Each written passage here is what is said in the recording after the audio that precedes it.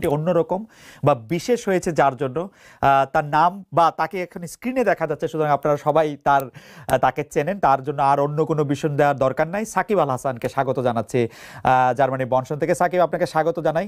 সাকিব এই মুহূর্তে আছেন মার্কিন যুক্তরাষ্ট্রের উইসকনসিন অঙ্গরাজ্যের মেডিসনে, মিড ওয়েস্টে, যেখানে বলে সাকিব মনে হয় খামার করার কথা চিন্তা করছেন, ওখানে বড় বড় খামার আছে।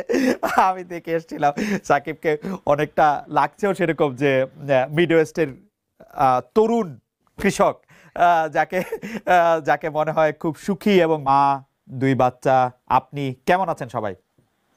আলহামদুলিল্লাহ, সবাই ভালো আছি। আমি তো বেশ কিছুদিন আগেই দেশ থেকে আসলে আসলাম।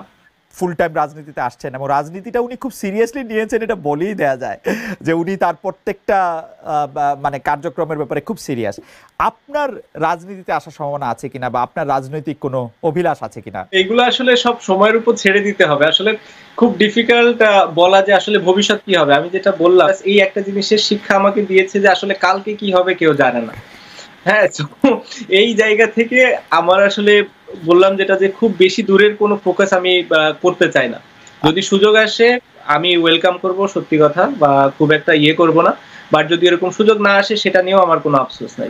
হয় যে ক্রিকেটার সাকিব আল হাসানের বিরুদ্ধে মার্ডার কেসের মামলা হয়েছে, অভিনেতা জায়েদ খান, যেটি আমি আগে বলেছি, তার বিরুদ্ধে মামলা হয়েছে, বাফুফের সভাপতির বিরুদ্ধে মার্ডার কেস হচ্ছে। আগের সরকারের দুর্নীতিবাজ মন্ত্রী, যার বিরুদ্ধে হতে পারতো গুছানো সুন্দর একটি দুর্নীতির মামলা বা মানি লন্ডারিং এর মামলা, তা না করে ঢালাও ভাবে নিউ মার্কেটের একজন হকার হত্যা মামলাকে সবাই গ্রেফতার দেখানো হচ্ছে, এবং আদালতও সেই সব মামলায় কারো জামিন মঞ্জুর করছে না, ঢালাও ভাবে রিমান্ড দিয়ে যাচ্ছে। পার্থক্যটা তাহলে কোথায় হলো প্রফেসর? ধরেন আপনি, আমার এতগুলো নাম তো মনে থাকবে না, দুইজনের নাম মনে আছে, সাকিব, জায়েদ খান। যখন কেউ মামলা করে, মামলা করাটা মানুষের অধিকার, বুঝছেন? ব্যক্তিগতভাবে একজন মামলা করে দিল, সেই এই মামলাগুলা পুলিশ করে নাই। পুলিশ যদি করে তাহলে আপনি বুঝবেন রাষ্ট্র জড়িত আছে। এই মামলাগুলা ব্যক্তিগতভাবে করা হচ্ছে, 1 নাম্বার। 2 নাম্বার হচ্ছে মামলার কারণে, এই যে আপনি সাকিব বলে জায়েদ খান বলেন, unless you are a directly involve political figure, এই উনাদের ক্ষেত্রে কি কোনো গ্রেফতারের ঘটনা ঘটেছে? গ্রেফতার ঘটনা ঘটে নাই। যখন মামলা কোনো মানুষ করে, আমরা বারবার বোঝানোর চেষ্টা করেছি। যখন আমরা পুলিশকে বলেছি মামলা যখন করছে, আপনারা একটু বোঝানোর চেষ্টা করেন না কেন যে এই মামলাতে আপনারা যাদের বিরুদ্ধে অভিযোগ আনছেন তাদের কি আপনার সত্যি মানে বিশ্বাসযোগ্য কিনা অভিযোগটা। কারণ আমাদের যে আমাদের পিআরবিতে কিছু প্রভিশন আছে, হিয়ারসে ধরনের বা গুজব গুজব ধরনের মামলা হলে পুলিশ প্রাইমারি কথাগুলো জিজ্ঞেস করতে পারে।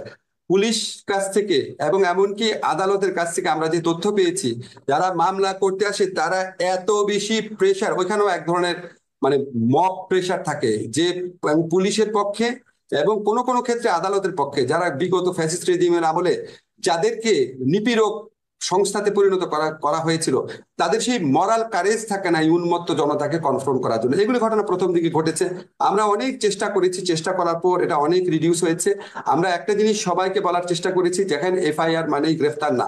আপনাকে আমি কিছু নাম বলবো না, বাট কিছু কিছু মানুষ যখন আমাদের সাথে যোগাযোগ করে যে এই মামলা তাদের বিরুদ্ধে হওয়ার কথা না, আমরা স্বরাষ্ট্র মন্ত্রণালয় এবং আমরা একসাথে কাজ করি, আমরা আশ্বাস দেওয়ার চেষ্টা করি যে পুলিশ ক্রেডিবল তথ্য না পেলে আপনাদের গ্রেফতার করবে না।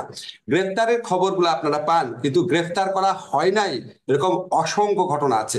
তারপরও আমরা চেষ্টা করছি এই জিনিসগুলা নিয়ে মানুষের যে মনে প্রশ্ন আছে সেগুলিকে আরো বেশি ভালোভাবে অ্যাড্রেস করার চেষ্টা করছি আমরা।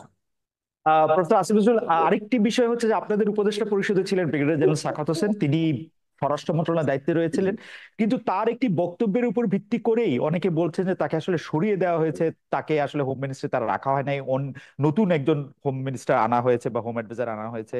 এই ব্যাপারটা আপনি আসলে কি বলবেন? মানে আহ একটি কথা, মানে মানে এই ব্যাপারটা কি আসলে ঠিক যে তার কোনো কথার জন্য বা তার কোনো আচরণের জন্য, আহ তার কোনো মন্তব্যের জন্য, মতামতের জন্য, বিশ্বাসের জন্য তাকে আসলে সরিয়ে দেওয়া হয়েছে?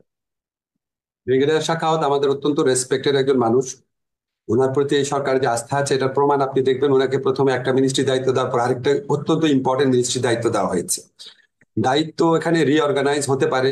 আপনি দেখবেন প্রথমে আমাকে একটা মন্ত্রণালয় দেওয়া হয়েছিল, তারপর আমাকে আরেকটা দেওয়া হলো, তারপর আমি আরেকটা দেওয়া হলো, সেটা আমি চাই নাই। এখন আমারটা আমি বলতে পারি আমি এত ওভারবার্ডেন ছিলাম, আমি চাই না, বাট আমাদেরকে দায়িত্ব শেয়ার করতে হচ্ছে। এটা আপনার স্বাভাবিক রিঅর্গানাইজেশন হিসাবে দেখতে পারেন।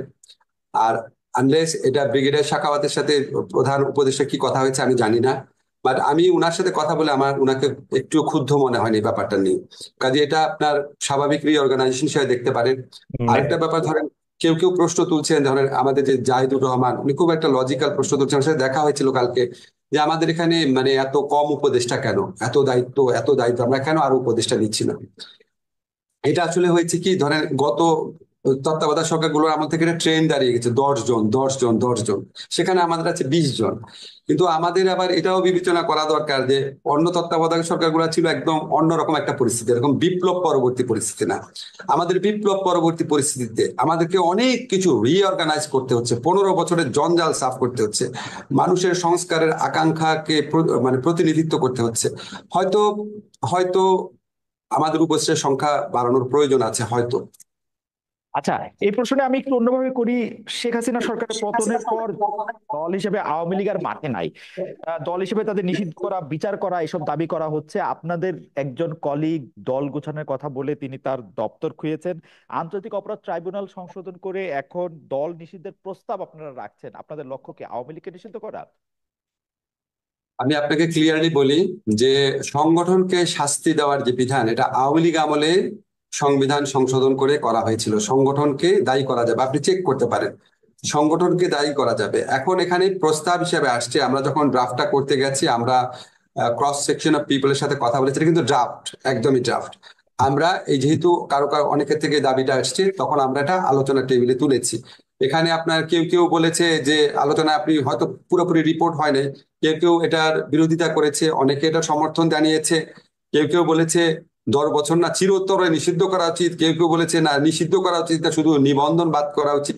আমরা একদম প্রাইমারি স্টেজে আছি, কাউকে টার্গেট করে আমরা কিছু করছি না। তবে আমরা বিশ্বাস করি যারা আপনার গণহত্যা করেছে, যারা মানবতা বিরোধী অপরাধ করেছে, সেই সংগঠনের কিছুটা আপনার দায় মোচনের ব্যাপার আছে। সেটা কি ফর্মে হবে সেটা অনেক আলাপ আলোচনার বিষয় আছে। প্রফেসর আসিফ নজরুল, আপনাকে একটু বলে রাখি, আমাদের প্রযোজকদের একটু বলি যে we need 10 more minutes because we started a bit late. So Asif ভাই, আপনি যদি আমাদেরকে 10 মিনিট একটু বেশি সময় দিতেন, এবং যে producers we have, please extend us for 10 minutes more because there are more questions that we need to ask the advisor. So Asif ভাই, আমরা আপনাকে একটু নাম ধরেই বলি। আপনার দীর্ঘদিনের যে মানে একসাথে কাজ করেছেন আপনারা, জনাব শাহরিয়ার কবির, তার বিরুদ্ধে যে হত্যা মামলা হয়েছে, সেই ব্যাপারটিকে আপনি আসলে কিভাবে দেখেন? কেউ কেউ এই প্রশ্ন করছেন, 71-এর ঘাতক দালাল নির্মূল কমিটির সামনের সারির সংগঠক বলেই কি তিনি সেই জালে পড়লেন, যেটাতে আসলে আপনি নিজেও ছিলেন? তার বিরুদ্ধে হত্যা মামলা হয়েছে, আপনি জানেন। ওনার বিরুদ্ধে তো হত্যা মামলা আপনার 71-এ ঘাতক দালাল নির্মূল কমিটিতে থাকার কারণে হয়েছে, এটা কি বাদী লিখেছেন? লিখেন নাই। শোনেন, আপনাকে আমি ব্যক্তি বিশেষে কথা বলবো না, তাহলে অন্যদের প্রতি ইনজাস্টিস করা হবে। এখানে অনেক মানে এখানে কিছু কিছু মামলা হয়েছে, এটা আমাদেরকে ব্যথিত করেছে, আমাদেরকে বিব্রতকর অবস্থায় ফেলেছে। এবং আপনাকে আমি নিশ্চিত করতে পারি, এই সমস্ত মামলার পিছনে রাষ্ট্রের, সরকারের কারো কোনো রকম, রাষ্ট্রটা আমি জানি না, রাষ্ট্র অনেক বড় ব্যাপার, আমাদের অন্তর্বর্তীকালীন সরকারের কারো কোনো রকম মিনিমামতম সংশ্লিষ্টতা ছিল না, মিনিমামতম প্রণোদনা ছিল না, মিনিমামতম ডিরেকশন ছিল না। ব্যক্তিগতভাবে এই জিনিসগুলো করা হয়েছে। আমি ব্যক্তি স্পেসিফিক না ভাবে আপনাকে বলি, আমরা যখন দেখি একজন বৃদ্ধ মানুষকে, একজন বয়স্ক মানুষকে, বা একজন আপনার হুইল চেয়ার ব্যবহার করছে এরকম মানুষকে, বা একজন আপনার কম্পারেটিভলি অনেক পরিচ্ছন্ন ইমেজের মানুষকে, ধরেন আমি প্রফেসর মান্নানের কথা বলতে চাচ্ছি, ওনাদের বিরুদ্ধে যখন এরকম মামলা হয়, এটা তো কারো এনজয় করার কথা না, রাইট। এটা তো কারো ভালো কথা না। কিন্তু আপনি বিচারিক প্রক্রিয়ার মধ্যে দিয়ে যতটুকু পারা যায় সেখানে আপনি ওনাদেরকে রিলিফ দেওয়ার চেষ্টা করবেন। এখন আমাদের সমাজে এরকম কোনো কোনো ধারণা আছে যে একটা মানুষ যদি খুব মানে ফেমাস হয়, বা একটা মানুষ যদি খুব জনপ্রিয় হয়, হয়তো উনি কোনো অপরাধ করতে পারেন না। কিন্তু ধরেন আমি আপনাকে, সরি আমি নূর ভাইয়ের কথা বলছি, ধরেন আসাদুজ্জামান নূর ভাইয়ের গ্রেফতার নিয়ে অনেক প্রশ্ন উঠেছে। উনাকে ঢাকার হত্যা মামলা নিয়ে যদি গ্রেফতার করা হয়, এটা নিয়ে তো প্রশ্ন ওঠারই কথা। তো আমরা পরে ইনভেস্টিগেট করে দেখলাম ওনার বিরুদ্ধে নীলফামারীতেও মামলা হয়েছে। এখন খালেদ, আপনি আমাকে বলেন, নীলফামারীতে তো উনার এলাকাতে তো কিছু মৃত্যুর ঘটনা ঘটেছিল, ওনার গাড়ি ভরে হামলার পর কিছু এক্সট্রা জুডিশিয়াল কিলিং হয়েছিল, এটাতে ওনার জিরো ইনভলভমেন্ট থাকতে পারে। কিন্তু ওইটার কারণে যদি স্থানীয়ভাবে কেউ মামলা করে, আমি কি তারে বলবো যে নূর ভাই অত্যন্ত ফেমাস অভিনেতা, খবরদার ওনার বিরুদ্ধে মামলা করবা না? আমার কি অধিকার আছে? আমার শুধু এইটা দেখার আছে, বিচারিক প্রক্রিয়ার মধ্যে দিয়ে ডিউ প্রসেসটা যেন কনফার্ম করা হয়। প্রফেসর আসিফ নজরুল, আমার শুধু একটাই জানার ইচ্ছা, আপনার কাছ থেকে তো জীবনে বহুবার বহু আইনি সমস্যা নিয়ে আপনার কাছে গিয়েছে, মামলা হয়েছে, ভালো কথা, তার বিরুদ্ধে মামলা চলতেই